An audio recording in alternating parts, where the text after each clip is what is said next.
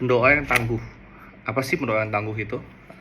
Jadi di sini di buku Heart Lesson ini, uh, di buku ini ngajarin apa sih pendoa yang tangguh itu. Jadi ceritanya waktu itu ada seorang tuan sedang mencari penjaga untuk rumahnya dan untuk tuan itu sendiri. Jadi ceritanya ada 3 orang yang mencoba untuk menjadi penjaga tuan tersebut. Orang pertama badannya besar, kuat gitu. Kalau dilihat perawakannya sangat cocok untuk menjadi seorang penjaga. Ya udah, jadi penjaga, diuji sama tuannya. Ternyata waktu ada musuh datang, dia malah malas-malasan. Terus waktu ada musuh datang dia kabur, terus dipecat sama tuannya. Terus orang kedua datang, orang kedua bilang, saya penuh hikmat, saya pasti bisa menjaga tuannya. Kira-kira seperti itu dia bilang. Lalu di-hire lah sama tuannya untuk menjadi penjaganya. Ya awalnya berhasil, orang kedua ini penuh hikmat dan berhasil menjaga tuannya aman.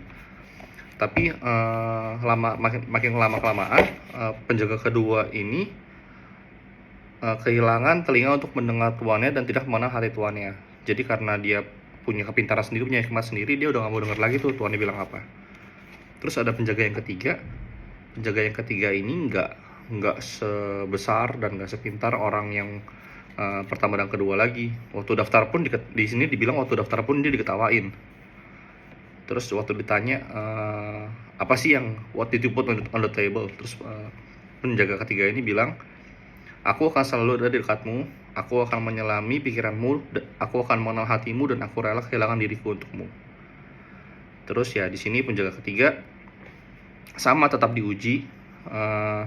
Terus tuannya akhirnya menemukan penjaga ketiga ini setia, mengenal hatinya, menyelami pikirannya, dan rela kehilangan dirinya bagi tuannya. Terus akhirnya tuannya bilang, penjaga ketiga inilah yang aku cari selama ini. Apa sih artinya? Mungkin penjaga pertama itu adalah sebuah pendoa yang tangguh, yang bukan tangguh tapi cakap gitu. Jadi dia bisa berdoa banyak, doanya bagus. Tapi begitu ada ujian suruh praktek, orang ini nggak mau praktek. Jadi malah kabur dan memilih untuk melakukan apa yang dia suka aja. Terus yang kedua ini mungkin dia terlalu pintar. Karena dia terlalu pintar, dia kehilangan kemampuan untuk mendengar orang lain, kehilangan kemampuan untuk mendengar Tuhan. Ya ujung-ujungnya jadi sombong sih. Terus orang yang ketiga apa sih? Orang yang ketiga ini adalah orang yang nggak punya apa-apa, datang dengan hati yang murni untuk menjadi pendoa, dan keinginannya selalu mengenal hati Tuhan, menyelami pikiranku, dan selalu ingin dekat denganku. Bahkan ketika diuji, orang ini nggak pernah meninggalkanku dan bahkan selalu bergantung denganku.